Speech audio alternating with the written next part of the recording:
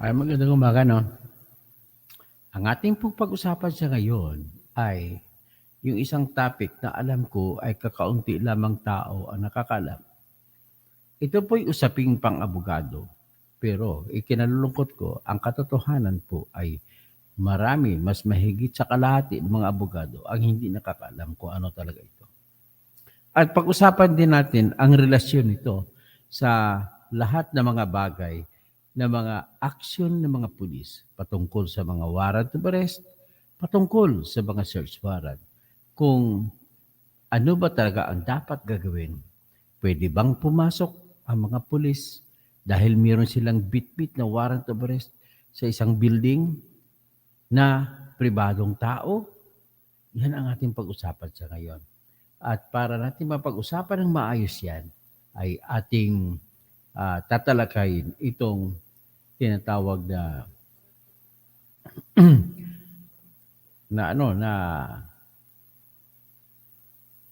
pangyayari sa Davao City na kung saan ay ni-raid o nilusob ng Philippine National Police Region 11 ang Kingdom of Jesus Christ na lugar na doon sa katabi ng airport diyan sa Davao City.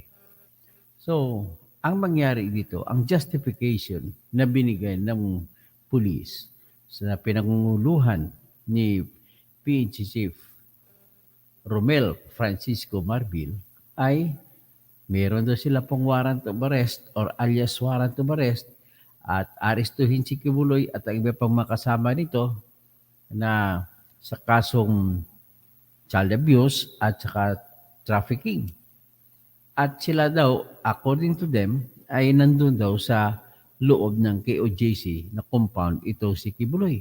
So iyan po pag-usapan natin. Ang mga katanungan dyan ay legal ba yan yung ginawa nila na wala silang search warrant?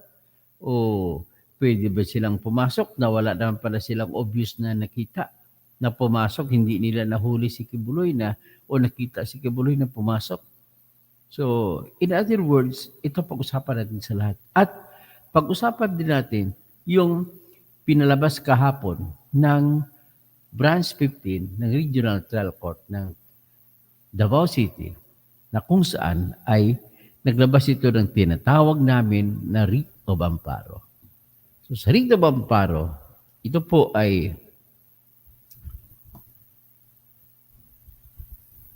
binigay po ng RTC Branch 15 ng Davao City sa katwiran na mayroong peligro o delikado na ang buhay ng mga tao o ng kung sinong apektado ay, at ang relihiyon ay apektado dito sa nangyari sa ginagawa ng PNP. So in other words, mag-umpisa tayo sa tanong, tama po ba yung ginawa ng Philippine National Police na pinatupad ni General Nicolas Torre at ni General Romel Francisco Marbil? Okay, sasagutin natin ito na I dare say, I dare challenge all lawyers who are saying otherwise. That is wrong. Okay? Next, ano ba naman ito yung writ of amparo na pinalabas ng Regional Trial Court ng Davao City, ng Branch 15? Okay. Let us start with the writ of amparo. Ang writ of amparo po ay isang remedyo na bagong remedyo ito na binigay ng Supreme Court para sa lahat ng klaseng pagkakataon na kung saan ang tao o kahit sino man na nalalagay sa alanganin ang kanyang buhay, kalayaan at seguridad o di kaya life, liberty and security ay pwede niya kagad ito magagamit sa pinakamabilis na pamamaraan ng manggaling sa korte para maisalba yung tao. Sino to po ang pwede makapaggamit ito? Halimbawa po, merong isang tao na nasa loob ka ng bahay, tapos nakita mo, palibot sa labas ng bahay mo, may mga magnanakaw na papasok at kilala mo na magnanakaw, o di kaya, sila po ay kilala mo na papatayin ka. Anong gagawin mo ngayon? Tatawag ka ng pulis, of course. But the problem is, ang problema mo kung ang pulis ang umiikot, hindi ang mga tao na mga kriminal. So, paano ka ngayon matatawag sa pulis?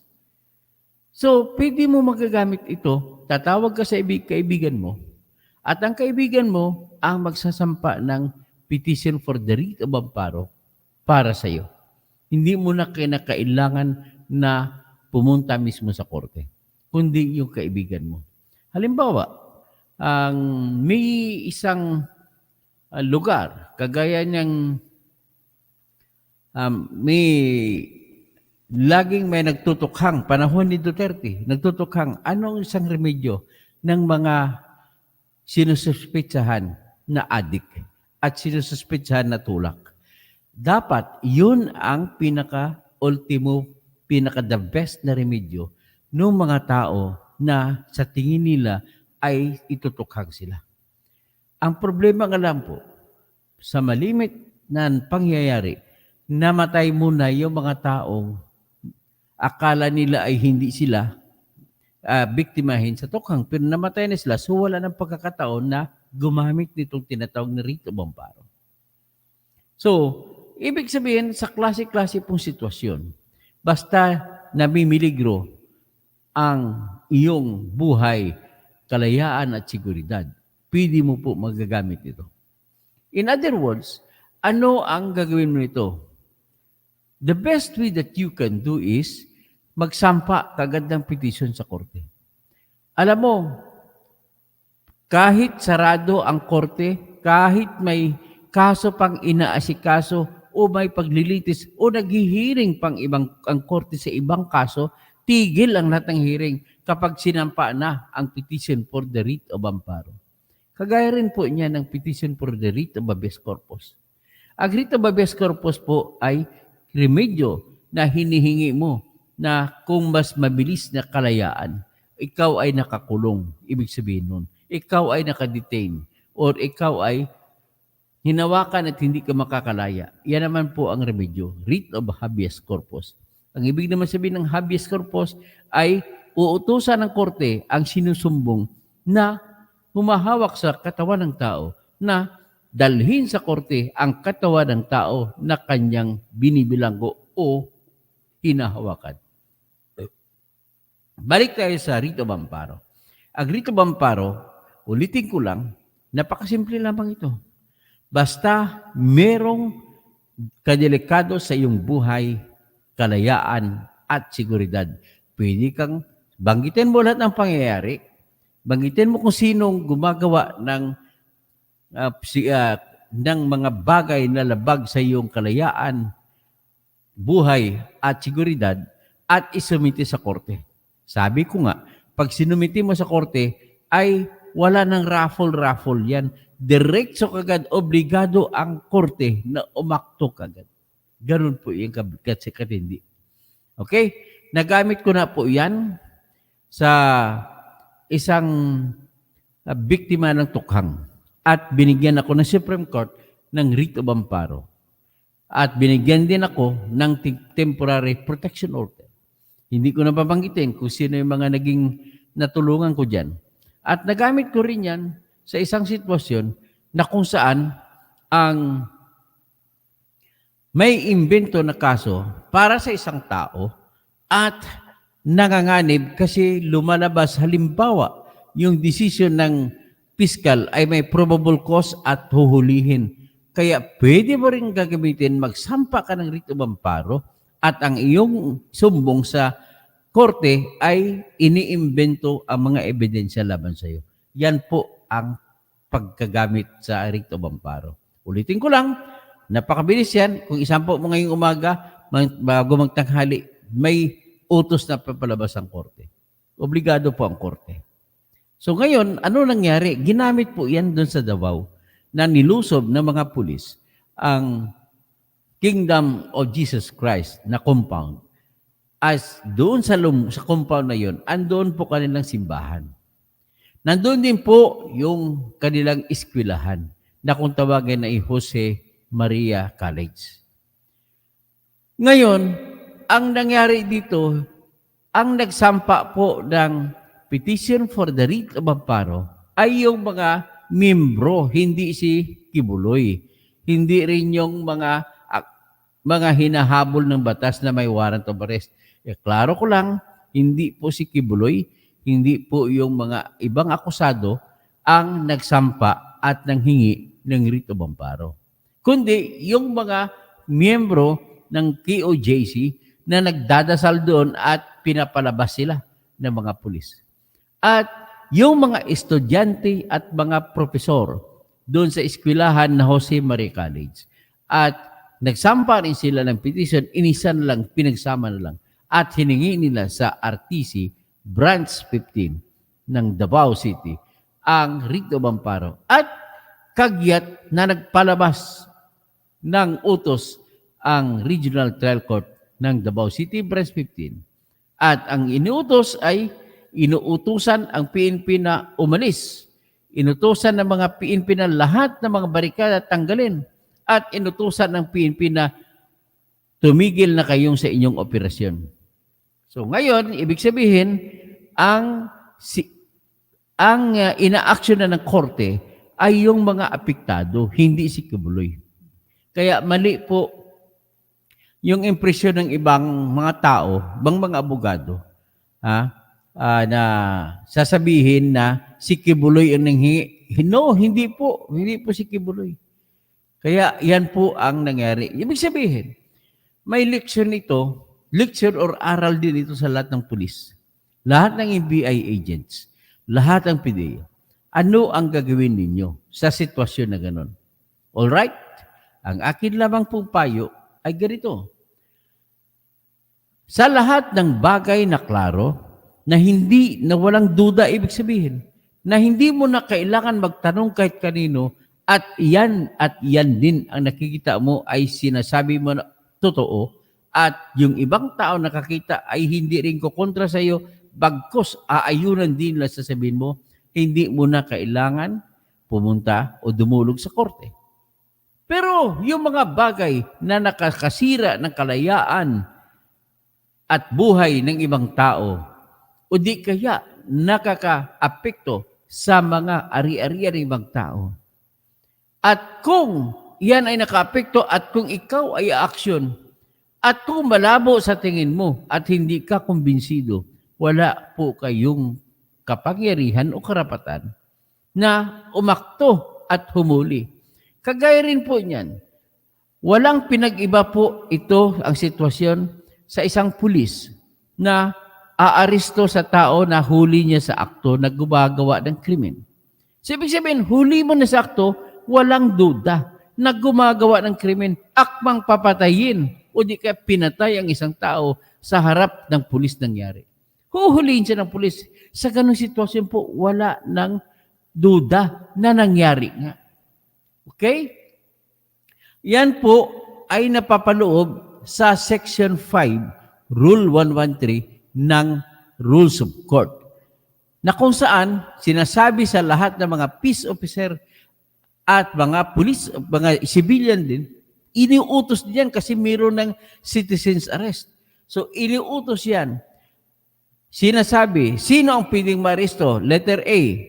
Or number 1, yung sa sitwasyon na kuminsan ang krimen ay nangyari sa harap mismo ng pulis o yung taong aaresto, ay pwede niyang hulihin ang gumagawa ng krimen na huli sa aktong gumagawa ng krimen. That's A. Ibig sabihin, Section 5, Paragraph A of Rule 113. Section 5, Paragraph B. Ano naman yun? Nagtutukoy naman po ito sa krimen na kapangyayari pa lamang at ang responde na pulis o civilian ay alam niya ang lahat ng pangyayari at sa kanyang mga nalalamang pangyayari, sigurado siya sa kanyang iniisip na walang ibang gumawa ng krimen kundi yung taong gusto niyang arestuhin. At sa kondisyon na dapat ang krimen ay kapangyayari lamang. Hindi mo pwede palampasin ng 2 oras Kailangan kapangyari pa lamang. At kung hinahabol mo ng akusado na gusto mong hulihin, ang tawag diyan ay hot pursuit. So, naghahabol ka. So, iyan po ang pangalawang sitwasyon. Ibig sabihin, nakikita mo na ang ginagawad ng batas natin sa ilalim ng rules of court ay pwedeng umakto na mag-aristo ang pulis kasi hindi na kailangan pumunta sa korte dahil aktual naman na nakita. Ganun po ang pangalawang sitwasyon. Pangatlong sitwasyon na pwedeng umaristo ang pulis na kahit walang warrant o may ay ganito. Kapag nakita niya ng isang tao at kilala niya ang taong yon ay nakakulong pa, halimbawa sa City Jail o sa Muntinlupa, at nakita niya na sa labas, pwede niyang hulihin, pwedeng hulihin din ng civilian sa ngalan ng citizen's arrest. Ganun po yun. So ngayon, tanong, pwede bang hulihin ng Philippine National Police si Kibuloy at ang kanyang kasama na mga dapat arestuhin na si Crescente Canada, sino pang ibang Canada, nahuli na si Pauline, sino pang ibang mga NRC, ang mangyari ito, i-google ko nga kung sino dapat arestuhin na kasama ni Kibuloy.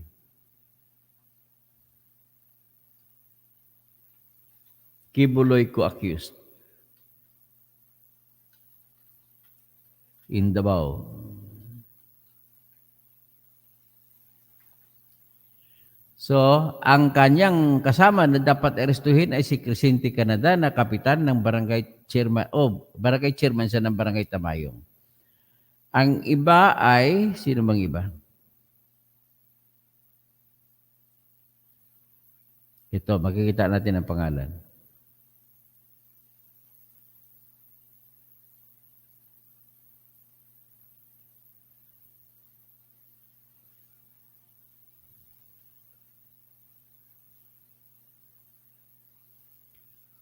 Okay, ang ibang dapat arestuhin na kasama ni Kibuloy ay si Jacqueline Roy, si Sylvia Simanis, si Crescente Canada. Sino bang iba? O si Pauline Canada kasi nahuli na. Okay, yan po ang mga aarestuhin. Ngayon ang tanong, tama ba ang ginawa ng Philippine National Police na pumasok sa compound ng KOJC? Ang compound, tandaan mo, private place yun. Halimbawa, imaginein mo yung sarili mo, ikaw may-ari ng bahay. Biglang may pumasok sa iyong bahay ng mga pulis, gustong pumasok. At hinahanap ang isang kasama mo na nandiyan kuno sa bahay mo na nagtatago at may warrant of arrest. Pwede ba yan? Alam mo, ang sagot dyan ay, sabi ko nga kanina, basta lahat ng bagay na klaro, wala kang problema. Pwedeng umaksyon ng pulis. So, kailan magiging klaro na makakapagbigay ng kapagyarihan at karapatan sa pulis ang papasok siya sa isang pribadong lugar? Yun lamang ay, number 1, kung nakita niya mismo ang accused nang hinahabol niya ay pumasok sa bahay na yon at may karapatan na siya ngayon to break open at papasok para hulihin ng tao. Ngayon, dahil pumasok sa loob, sigurado halugugin mo. Ibig sabihin, magsisearch ka ngayon. Kaya, pwede ka mag-apply ng search warrant kung gustuhin mo sa court. Kung ikaw ay hindi sigurado na nandoon. Pero ito, sa sitwasyon sinasabi ko, sigurado kasi kitang-kita mo sa mata mo. Kaya, hindi mo na kailangan pumunta ng korte. Papasokin, hanapin mo lang sa loob ng bahay na yun na pumasok. So, ganun ba ang sitwasyon sa KOJC nang pinasok nila ni General Torre at General Marbil kasama ang mahigit 2,000 na mga pulis? Ang sitwasyon po, ladies and gentlemen, ay iba. Pumasok sila, ay hindi nila alam kung nandun nga si Kibuloy o wala. O si Ingrid Canada pala daw yung isa, sabi ni LeBlanc Velasco. So, ibig sabihin, klaro na hindi nila sigurado kung nandun si Kibuloy, si Ingrid Canada, si Crescente Canada, at saka si Jacqueline Roy. So kung hindi klaro, hindi sigurado, anong gagawin nila ng mga PNP? Pwede ba sila doon pumasok? Sabi ko nga hindi pwede kasi hindi klaro. So anong pwedeng gagawin? Pero sabi nila, meron daw silang intelligence informante na nagbibigay, nandun lang daw. At meron din silang dalang device na makapag-detect ng may heartbeats. Sa totoo lang, kahit totoo pa yung device na yun, kahit nadidetect pang heartbeats, hindi ka pa sigurado kung heartbeat nga ni Kibuloy yun. O kung hininga nga ni Crescente Canada at ni Ingrid Canada at ni Jacqueline Roy. Ganun lang ko kasimple yan. So in other words, we have a situation here na hindi klaro. At kapag hindi klaro, sabi ko nga kanina, lahat ng bagay na hindi klaro para sa isang pulis, wala siyang ibang gagawin kundi dumulog siya sa korte at doon siya humingi ng warrant sa korte. Halimbawa, wala pang warrant of arrest, iyon naman yun ay mga konfirmado niya mga krimen. Pwede rin siya humingi sa korte ng warrant of arrest. At the same time, kahit wala pang kasong sinampa, pwede rin siya maghingi ng warrant, search warrant. Ang search warrant po, ladies and gentlemen, mga kaibigan ko, abogado na iba yung paningin. Pasensya na po, mali kayo. Pag sinasabi nyo na ang search warrant ay para lamang sa mga bagay o kontrabando. Hindi po. Kasama po ang tao diyan. Kaya kung ang tao halugugin mo sa loob ng isang bahay at hindi ka sigurado pero birong kang sapat na paniwala na dyan sa loob ng bahay, ay dudulog ka ngayon sa korte, humingi ka ng search warrant o di kaya break open order. Okay? Ganun lang ako kasimple yan. Kaya mali po ang mga sinuman mag-argumento na magsasabi na ang pag may hawak kang search arrest warrant ay hindi mo na kailangan ng search warrant. No, mali, hindi pwede. At nagsasabi dyan ng search warrant ay para ay hindi pwede sa tao. No, mali ka dyan. Bakit? Ito pong aking katwiran. Sa Section 2, Article 3 ng ating Constitution, ito ay nagsasabi, napakasimpleng sinasabi.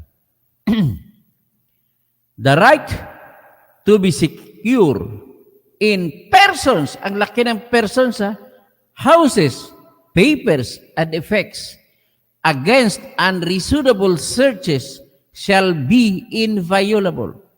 So, ibig sabihin, sakop ang tao sa search. Ganun lang ho kasimple. Next, sinasabi ng probisyon ng konstitusyon na ganito.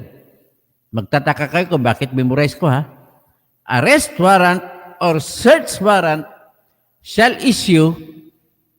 not issue except upon probable cause to be determined personally by the judge.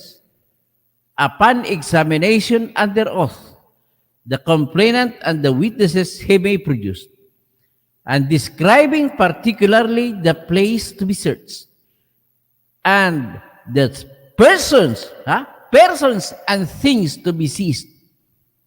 So, ibig sabihin, mga panyero, hindi na pala ako abogado. So, mga attorneys, klarong-klaro hindi kayo pwedeng pumasok sa isang bahay na suspetsan nyo lamang o kahit malakas pang inyong kutob, na malakas pa, iwanagin po ninyo sa inyong informant na pumasok kayo. Hindi po pwede yan. Unless kung nakita ninyo sa sariling mata ninyo. Ang tawag dyan ay plain view. Kaya pag mag-plain view at pwede na kayo pumasok.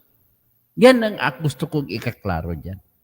O tapos, ibig sabihin, ang tanong, may rason ba ang Regional Trial Court ng Davao City, Branch 15, sa pagpapalabas ng writ of amparo na iniutos sa PNP na umalis kayo dyan sa KOJC compound at tugilan yung inyong operation at tanggalin ninyong inyong mga barikada? Tama po ang korte. Bakit?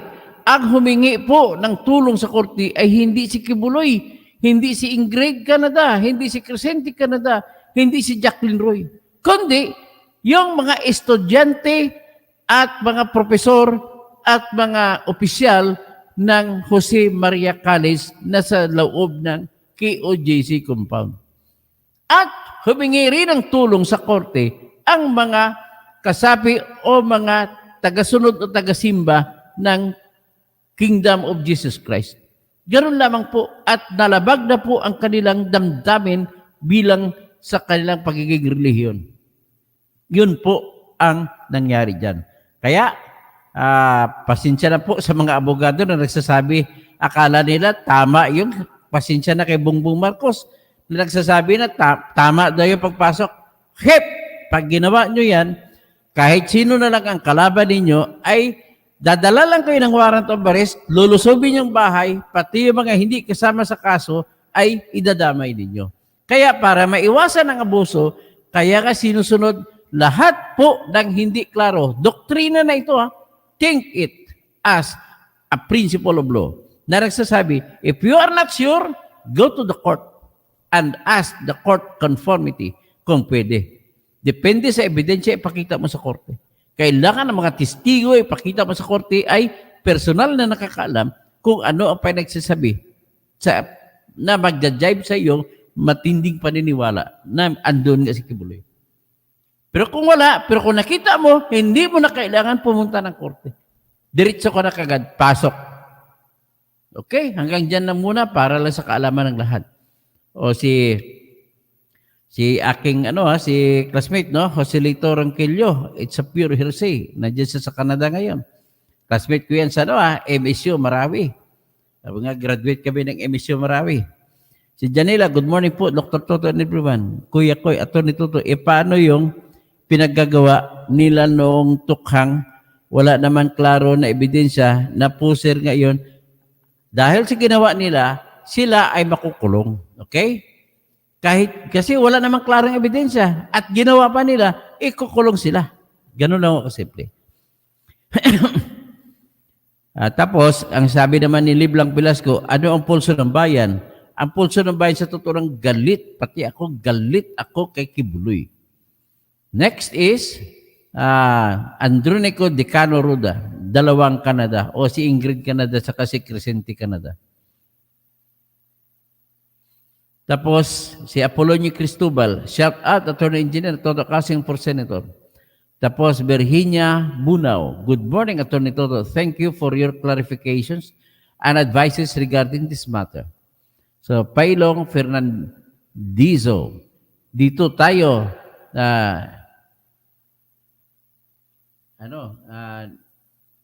nunib kay Kaisa Party, Bunyog, you are the man. Thank you po. Imelda Talaugon, good morning, Engineer Toto Bunyog Kausing. Ricky Pagoyo, magandang umaga, Idol Doc Engineer Toto Kausing. Nanonood mula sa Quezon City. Ferdinand San Juan, good morning po, Attorney Engineer Dr. Senator Toto Bunyog Kausing, 2025. Mabuhay. Andronico Decano Roda. Tapos si Vinben. Tapos Itud. So, yan lang po ang aking masasabi. At least siguro nalaman na, nakaintindi na kayo. Basta lahat na bagay na nakita mo, hindi mo na kailangan dumulog pa sa korte para ikaw ay umaksyon. Pero kung mga bagay na hindi klaro sa iyo, kayo po ay dapat dumulog sa korte at hingiin mo yung pagpayag sa iyo ng korte na maniniwala ang korte sa iyo na ang iyong hinihingi na tulong ay totoo nga. Ganun lamang ho kasimple yan. Sabi naman DC, nalason ang kaisipan ng mga KOJC members. Ibang iso po yan. Kung nalason ba ng kaisipan nila, wala na akong pakialam po ron. Ang pakialam ko lang doon ay huwag mag-abuso. Kahit po buang, ang tao, may karapatan naman sila. Kaya nga, sabi nga sa Desiderata, listen, even the dull and the ignorant, they too have their story. Ganun lang ko simple. Sa Constancia, Futik Manglan, wow, believe ako sir, dito ko naintindihang maigi kung ano talaga ang writ of amparo. O, madali lang ang writ of amparo, di ba? Antonio Benceso, mabuhay. O, yan naman po. At maraming salamat po. Magandang umaga po sa lahat. At ito po'y aking sinasabi para maliwanagan ang lahat ng abogado kasi Aminin man natin o hindi, ang daming abogado na hindi alam gagawin. Biro mo, magsasabi pa ang IBP Davao City. Mali yung sinasabi nila na may karapatan ang pulis pumasok basta may reasonable ground to believe na nandun si Kibuloy. Sorry po, iba po yung reasonable ground to believe. Ibig sabihin, hindi nila nakita. Pero kung nakita nila, yan may karapatan sila. Kaya, I beg your pardon, the lawyers of Davao City, IBP, Davao City Chapter. You are wrong there. Randy Milan, good morning, sir, watching. Antonio Bensusiso. So, anyway, produkto ako ng State University, Mindanao State University, at ako'y nag-graduate ng civil engineering doon, at ako'y civil engineer din, at ako'y gumraduate bilang scholar sa pamantasan ng lungsod ng Maynila bilang isang Doctor of Jurisprudence. Okay? Hanggang dyan lamang tayo at maraming magandang umaga po sa lahat.